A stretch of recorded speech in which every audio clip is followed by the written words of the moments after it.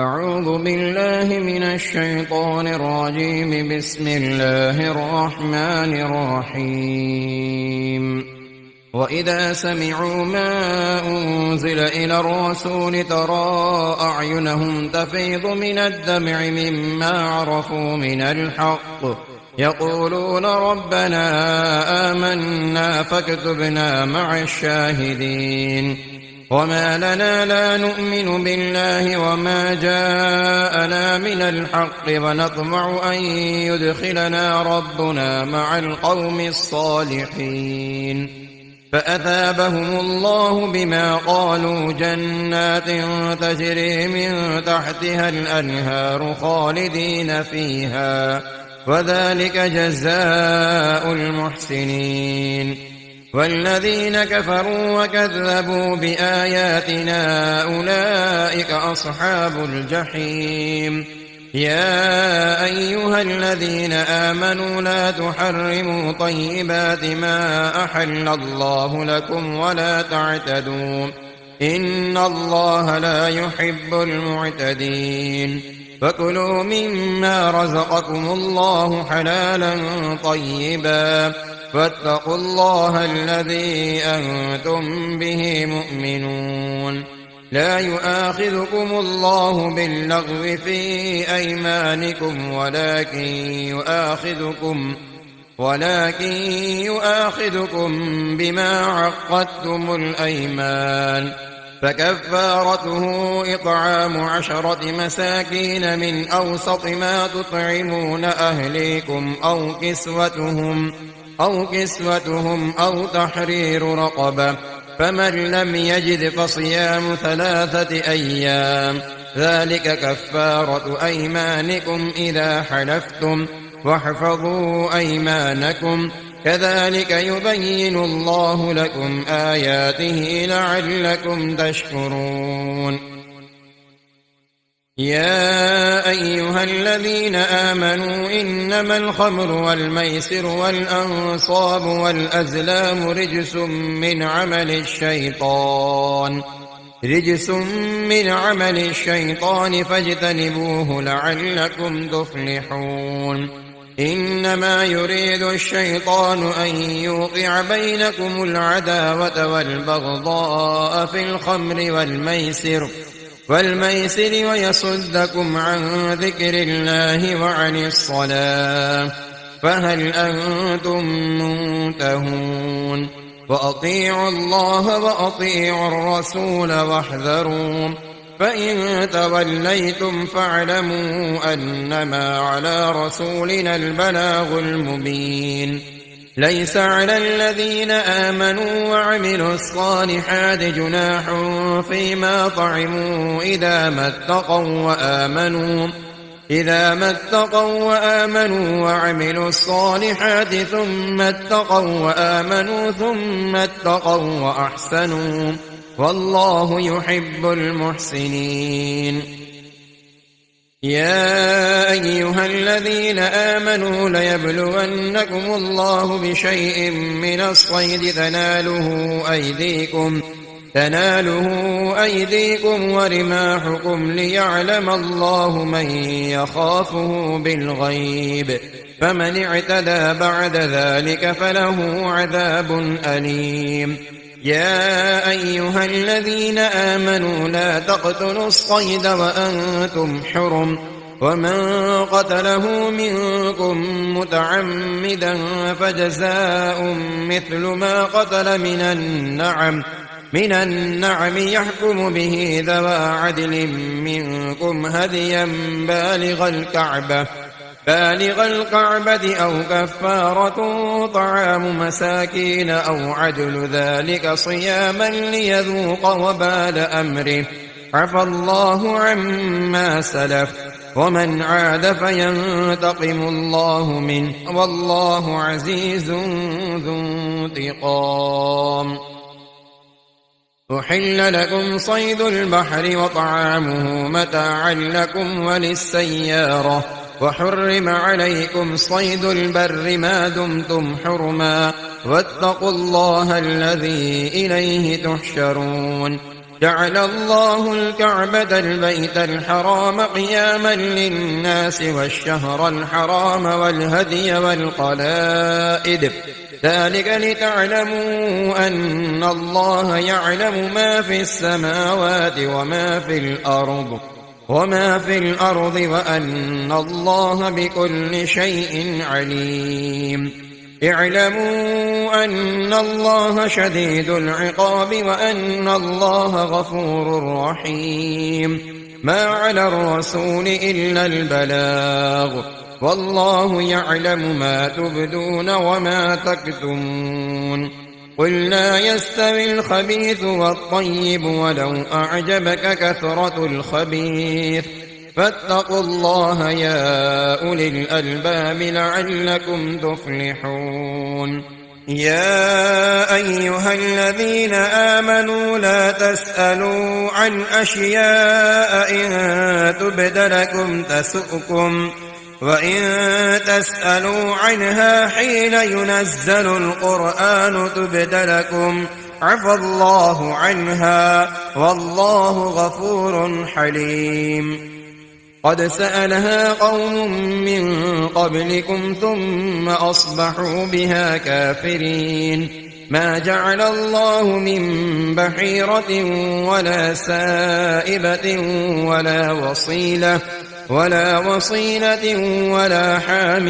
ولكن الذين كفروا يفترون على الله الكذب وأكثرهم لا يعقلون وإذا قيل لهم تعالوا إلى ما أنزل الله وإلى الرسول قالوا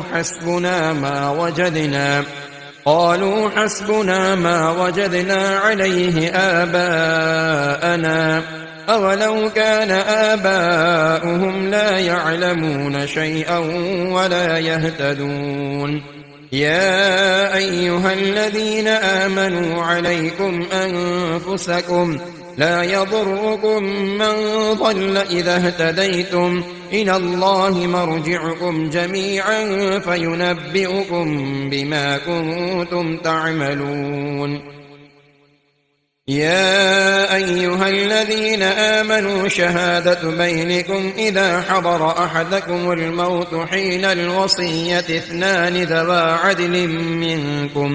منكم أو آخران من غيركم إن أنتم ضربتم في الأرض فأصابتكم مصيبة الموت تحبسونهما من بعد الصلاة فيقسمان بالله إن ارتبتم لا نشتري به ثمنا ولو كان ذا قربى ولا نكتم شهادة الله إنا إذا لمن الآثمين فإن عثر على أنهما استحقا إثما فآخران يقومان مقامهما من الذين استحق عليهم الأوليان فيقسمان بالله لشهادتنا أحق من شهادتهما وما اعتدينا إنا إذا لمن الظالمين ذلك أدنى أن يأتوا بالشهادة على وجهها أو يخافوا أن ترد أيمان بعد أيمانهم واتقوا الله واسمعوا والله لا يهدي القوم الفاسقين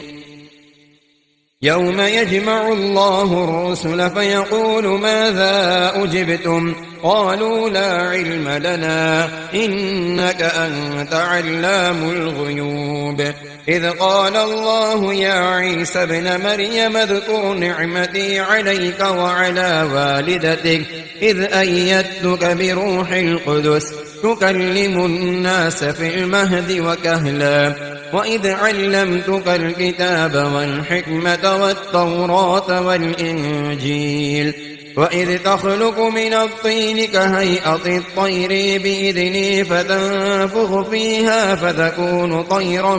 بإذني وتبرئ الأكمه والأبرص بإذني وإذ تخرج الموتى بإذني وإذ كففت بني إسرائيل عنك إذ جئتهم بالبينات فقال الذين كفروا منهم إن هذا إلا سحر مبين وإذ أوحيت إلى الحواريين أن آمنوا بي وبرسولي قالوا آمنا واشهد بأننا مسلمون إذ قال الحواريون يا عيسى ابن مريم هل يستطيع ربك أن ينزل علينا مائدة من السماء قال اتقوا الله إن كنتم مؤمنين قالوا نريد أن نأكل منها وتطمئن قلوبنا ونعلم أن قد صدقتنا ونكون عليها من الشاهدين قال عيسى ابن مريم اللهم ربنا أنزل علينا مائدة من السماء تكون لنا عيدا لأولنا وآخرنا وآية منك وارزقنا وأنت خير الرازقين قال الله إني منزلها عليكم فمن يكفر بعد منكم فإني أعذبه عذابا لا أعذبه أحدا من العالمين وإذ قال الله يا عيسى ابن مريم أأنت قلت للناس اتخذوني وأمي إلهين من دون الله قال سبحانك ما يكون لي أن أقول ما ليس لي بحق إن كنت قلته فقد علمته أعلم ما في نفسي ولا أعلم ما في نفسك إنك أنت علام الغيوب ما قلت لهم إلا ما أمرتني به أن اعبدوا الله ربي وربكم وكنت عليهم شهيدا ما دمت فيهم فلما توفيتني كنت أنت الرقيب عليهم وأنت على كل شيء شهيد إن تعذبهم فإنهم عبادك وإن تغفر لهم فإنك أنت العزيز الحكيم قال الله هذا يوم ينفع الصادقين صدقهم لهم جنات تجري من تحتها الأنهار خالدين فيها أبدا رضي الله عنهم ورضوا عنه ذلك الفوز العظيم لله ملك السماوات والأرض وما فيهن وهو على كل شيء قدير بسم الله الرحمن الرحيم الحمد لله الذي خلق السماوات والأرض وجعل الظلمات والنور ثم الذين كفروا بربهم يعدلون هو الذي خلقكم من طين ثم قضى أجلا وأجل مسمى عنده ثم أنتم تمترون وهو الله في السماوات وفي الأرض يعلم سركم وجهركم ويعلم ما تكسبون وما تأتيهم من آية من آيات ربهم إلا كانوا عنها معرضين فقد كذبوا بالحق لما جاءهم فسوف يأتيهم أنباء ما كانوا به يستهزئون ألم يروا كم أهلكنا من قبلهم من قرن مكناهم في الأرض ما لم نمكن لكم وأرسلنا السماء عليهم مدرارا وجعلنا الأنهار تجري من تحتهم فأهلكناهم بذنوبهم وأنشأنا من بعدهم قرنا آخرين ولو نزلنا عليك كتابا في قرطاس فلمسوه بأيديهم لقال الذين كفروا إن هذا إلا سحر مبين. وقالوا لولا أنزل عليه ملك فلو أنزلنا ملكا لقضي الأمر ثم لا ينظرون. ولو جعلناه ملكا لجعلناه رجلا وللبسنا عليهم ما يلبسون. ولقد استهزئ برسل من قبلك فحاق بالذين سخروا منهم ما كانوا به يستهزئون. قل سيروا في الأرض ثم انظروا كيف كان عاقبة المكذبين. قل لمن ما في السماوات والأرض قل لله كتب على نفسه الرحمة ليجمعنكم إلى يوم القيامة لا ريب فيه. الذين خسروا أنفسهم فهم لا يؤمنون. وله ما سكن في الليل والنهار وهو السميع العليم. قل أغير الله أتخذ وليا فاطر السماوات والأرض وهو يطعم ولا يطعم. قل إني أمرت أن أكون أول من أسلم ولا تكونن من المشركين. قل إني أخاف إن عصيت ربي عذاب يوم عظيم. من يصرف عنه يومئذ فقد رحمه وذلك الفوز المبين. وإن يمسسك الله بضر فلا كاشف له إلا هو وإن يمسسك بخير فهو على كل شيء قدير وهو القاهر فوق عباده وهو الحكيم الخبير. قل أي شيء أكبر شهادة قل الله شهيد بيني وبينكم وأوحي إلي هذا القرآن لأنذركم به ومن بلغ أئنكم لتشهدون أن مع الله آلهة أخرى قل لا أشهد قل إنما هو إله واحد وإنني بريء مما تشركون. الذين آتيناهم الكتاب يعرفونه كما يعرفون أبناءهم الذين خسروا أنفسهم فهم لا يؤمنون. ومن أظلم ممن افترى على الله كذبا أو كذب بآياته إنه لا يفلح الظالمون. ويوم نحشرهم جميعا ثم نقول للذين أشركوا أين شركاؤكم الذين كنتم تزعمون ثم لم تكن فتنتهم إلا أن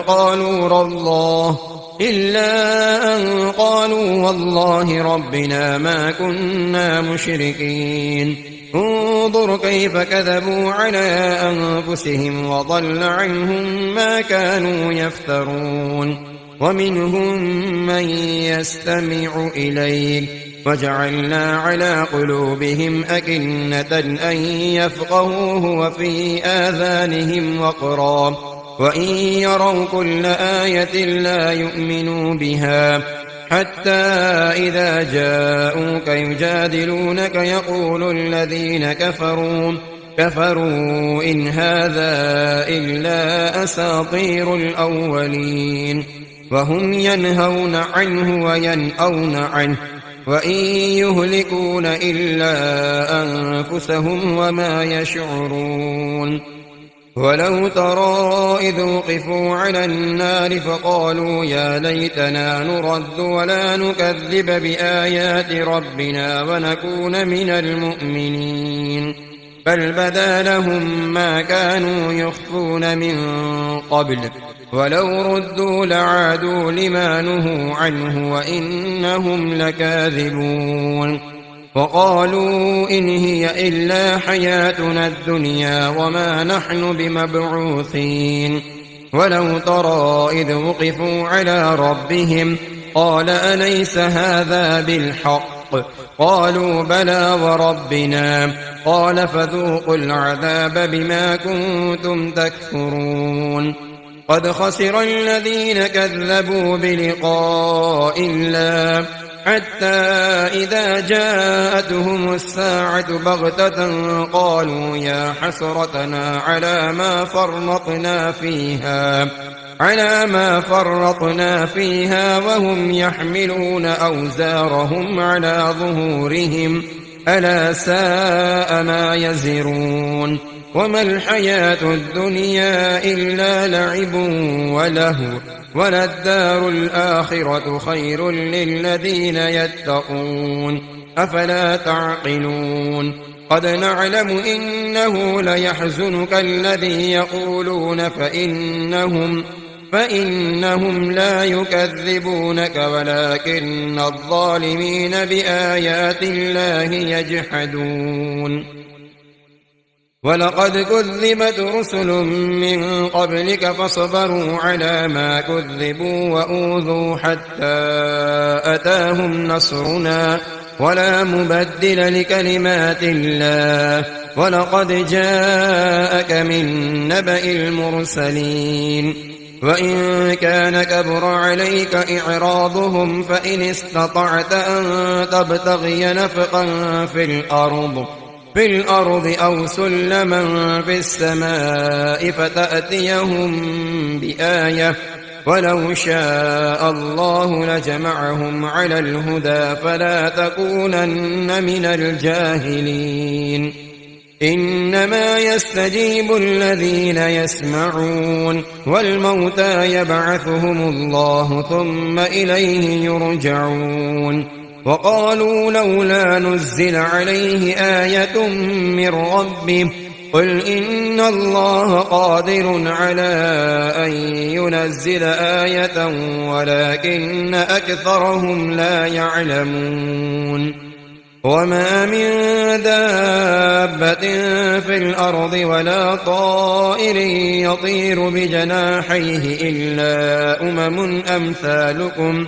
ما فرطنا في الكتاب من شيء ثم إلى ربهم يحشرون والذين كذبوا بآياتنا صم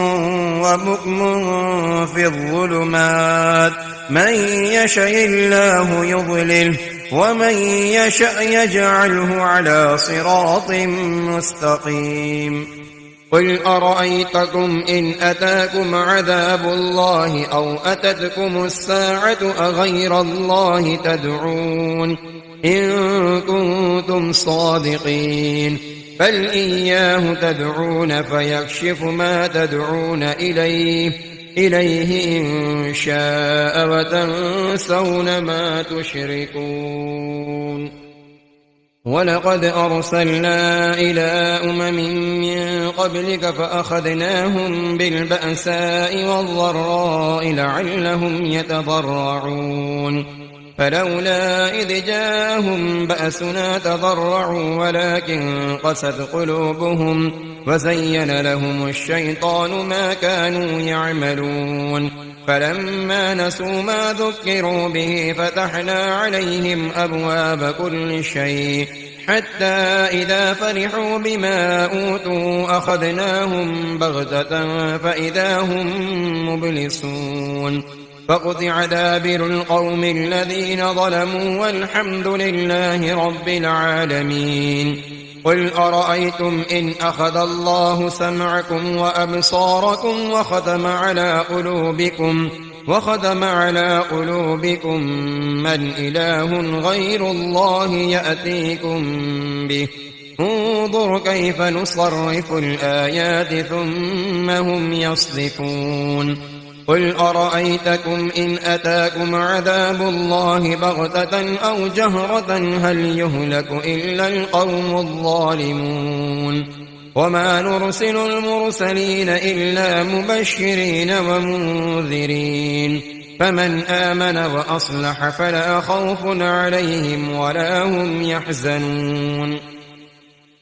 والذين كذبوا بآياتنا يمسهم العذاب بما كانوا يفسقون قل لا أقول لكم عندي خزائن الله ولا أعلم الغيب ولا أقول لكم إني ملك إن أتبع إلا ما يوحى إلي قل هل يستوي الأعمى والبصير أفلا تتفكرون وأنذر به الذين يخافون أن يحشروا إلى ربهم ليس لهم من دونه ولي ولا شفيع لعلهم يتقون ولا تطرد الذين يدعون ربهم بالغداة والعشي يريدون وجهه ما عليك من حسابهم من شيء وما من حسابك عليهم من شيء فتطردهم فتكون من الظالمين وكذلك فتنا بعضهم ببعض ليقولوا أهؤلاء من الله عليهم من بيننا أليس الله بأعلم بالشاكرين وإذا جاءك الذين يؤمنون بآياتنا فقل سلام عليكم كتب ربكم على نفسه الرحمة أنه من عمل منكم سوءا بجهالة ثم تاب من بعده وأصلح فأنه غفور رحيم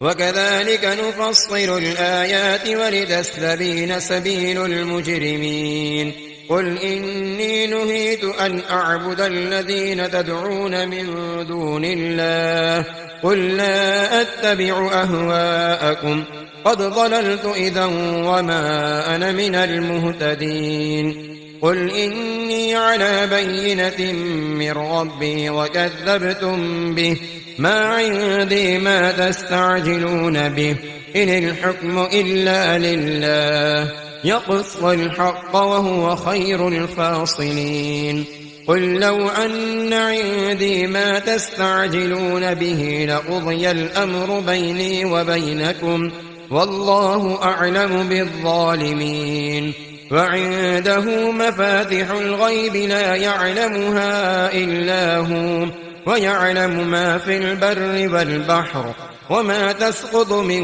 ورقة إلا يعلمها ولا حبة في ظلمات الأرض ولا رطب ولا يابس إلا في كتاب مبين وهو الذي يتوفاكم بالليل ويعلم ما جرحتم بالنهار ثم يبعثكم فيه ليقضى أجل مسمى ثم إليه مرجعكم ثم ينبئكم بما كنتم تعملون وهو القاهر فوق عباده ويرسل عليكم حفظة حتى إذا جاء أحدكم الموت توفته رسلنا وهم لا يفرطون ثم ردوا إلى الله مولاهم الحق ألا له الحكم وهو أسرع الحاسبين قل من ينجيكم من ظلمات البر والبحر تدعونه تضرعا وخفية لئن أنجانا من هذه لنكونن من الشاكرين قل الله ينجيكم منها ومن كل كرب ثم أنتم تشركون قل هو القادر على أن يبعث عليكم عذابا من فوقكم أو من تحت أرجلكم أو يلبسكم شيعا ويذيق بعضكم بأس بعض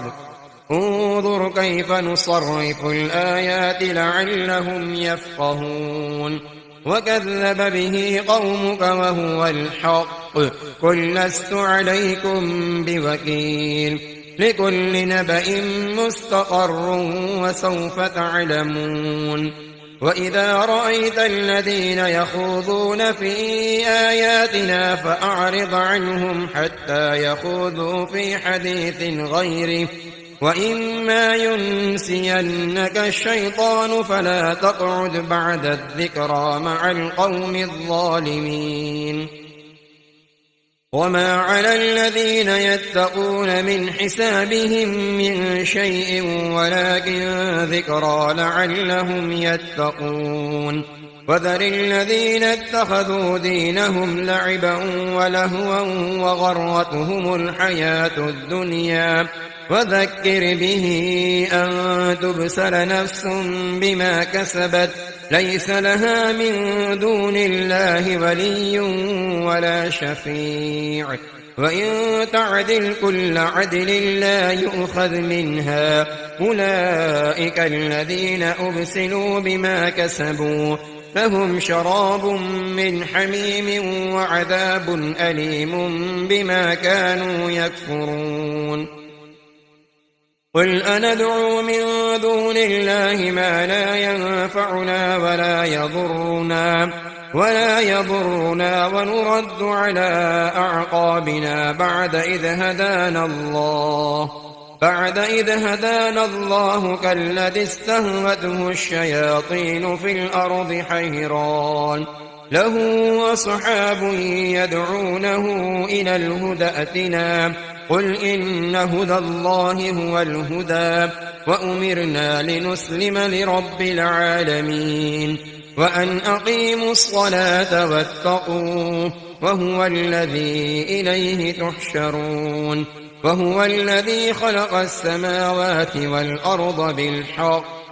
ويوم يقول كن فيكون قوله الحق وله الملك يوم ينفخ في الصور عالم الغيب والشهادة وهو الحكيم الخبير وإذ قال إبراهيم لأبيه آزر أتتخذ أصناما آلهة إني أراك وقومك في ضلال مبين وكذلك نري إبراهيم ملكوت السماوات والأرض وليكون من الموقنين فلما جن عليه الليل رأى كوكبا قال هذا ربي فلما أفل قال لا أحب الآفلين فلما رأى القمر بازغا قال هذا ربي فلما أفل قال لئن لم يهدني ربي لأكونن من القوم الضالين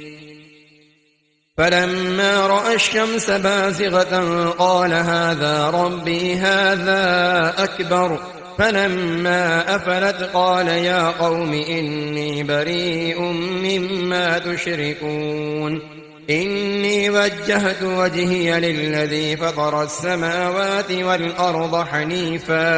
حنيفا وما أنا من المشركين وحاجه قومه قال أتحاجوني في الله وقد هدان ولا أخاف ما تشركون به إلا أن يشاء ربي شيئا وسع ربي كل شيء علما أفلا تتذكرون وكيف أخاف ما أشركتم ولا تخافون أنكم أشركتم بالله ما لم ينزل به عليكم سلطانا فأي الفريقين أحق بالأمن إن كنتم تعلمون الذين آمنوا ولم يلبسوا إيمانهم بظلم أولئك لهم الأمن وهم مهتدون وتلك حجتنا آتيناها إبراهيم على قومه نرفع درجات من نشاء إن ربك حكيم عليم ووهبنا له إسحاق ويعقوب كلا هدينا ونوحا هدينا من قبل ومن ذريته داود وسليمان وأيوب ويوسف وموسى وهارون وكذلك نجزي المحسنين وزكريا ويحيى وعيسى وإلياس كل من الصالحين وإسماعيل واليسع ويونس ولوطا وكلا فضلنا على العالمين ومن آبائهم وذرياتهم وإخوانهم واجتبيناهم وهديناهم إلى صراط مستقيم ذلك هدى الله يهدي به من يشاء من عباده ولو أشركوا لحبط عنهم ما كانوا يعملون أولئك الذين آتيناهم الكتاب والحكم والنبوة فإن يكفر بها هؤلاء فقد وكلنا بها قوما ليسوا بها بكافرين أولئك الذين هدى الله فبهداه مقتده قل لا أسألكم عليه أجرا إن هو إلا ذكرى للعالمين وما قدروا الله حق قدره إذ قالوا ما أنزل الله على بشر من شيء قل من أنزل الكتاب الذي جاء به موسى نورا وهدى للناس تجعلونه قراطيس تبدونها وتخفون كثيرا وعلمتم ما لم تعلموا أنتم ولا آباؤكم قل الله ثم ذرهم في خوضهم يلعبون وهذا كتاب أنزلناه مبارك مصدق الذي بين يديه ولتنذر أم القرى ومن حولها والذين يؤمنون بالآخرة يؤمنون به وهم على صلاتهم يحافظون ومن أظلم ممن افترى على الله كذبا أو قال أوحي إلي ولم يوح إليه شيء ومن قال سأنزل مثل ما أنزل الله ولو ترى إذ الظالمون في غمرات الموت والملائكة باسطوا أيديهم أخرجوا أنفسكم اليوم تجزون عذاب الهون بما كنتم تقولون على الله غير الحق وكنتم عن آياته تستكبرون ولقد جئتمونا فرادا كما خلقناكم أول مرة وتركتم ما خولناكم وراء ظهوركم وما نرى معكم شفعاءكم الذين زعمتم أنهم فيكم شركاء لقد تقطع بينكم وضل عنكم ما كنتم تزعمون إن الله فالق الحب والنوى يخرج الحي من الميت ومخرج الميت من الحي ذلكم الله فأنى تؤفكون فالق الإصباح وجعل الليل سكنا والشمس والقمر حسبانا ذلك تقدير العزيز العليم وهو الذي جعل لكم النجوم لتهتدوا بها في ظلمات البر والبحر قد فصلنا الآيات لقوم يعلمون وهو الذي أنشأكم من نفس واحدة فمستقر ومستودع قد فصلنا الآيات لقوم يفقهون وهو الذي أنزل من السماء ماء فأخرجنا به نبات كل شيء فأخرجنا منه خضرا نخرج منه حبا متراكبا ومن النخل من طلعها قنوان دانية وجنات من أعناب والزيتون والرمان مشتبها وغير متشابه انظروا إلى ثمره إذا أثمر وينعه إن في ذلكم لآيات لقوم يؤمنون وجعلوا لله شركاء الجن وخلقهم وخرقوا له بنين وبنات بغير علم سبحانه وتعالى عما يصفون بديع السماوات والأرض أنى يكون له ولد ولم تكن له صاحبة وخلق كل شيء وهو بكل شيء عليم ذلكم الله ربكم لا إله إلا هو خالق كل شيء فاعبدوه وهو على كل شيء وكيل لا تدركه الأبصار وهو يدرك الأبصار وهو اللطيف الخبير قد جاءكم بصائر من ربكم فمن أبصر فلنفسه ومن عمي فعليها وما أنا عليكم بحفيظ وكذلك نصرف الآيات وليقولوا درست ولنبينه لقوم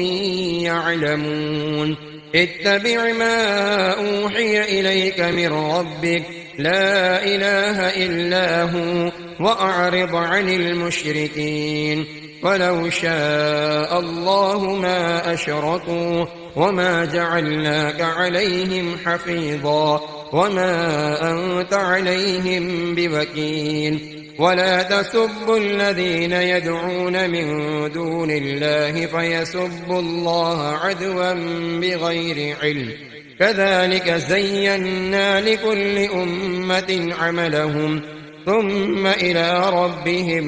مرجعهم فينبئهم بما كانوا يعملون وأقسموا بالله جهد أيمانهم لئن جاءتهم آية ليؤمنن بها قل إنما الآيات عند الله وما يشعركم أنها إذا جاءت لا يؤمنون ونقلب أفئدتهم وأبصارهم كما لم يؤمنوا به أول مرة ونذرهم في طغيانهم يعمهون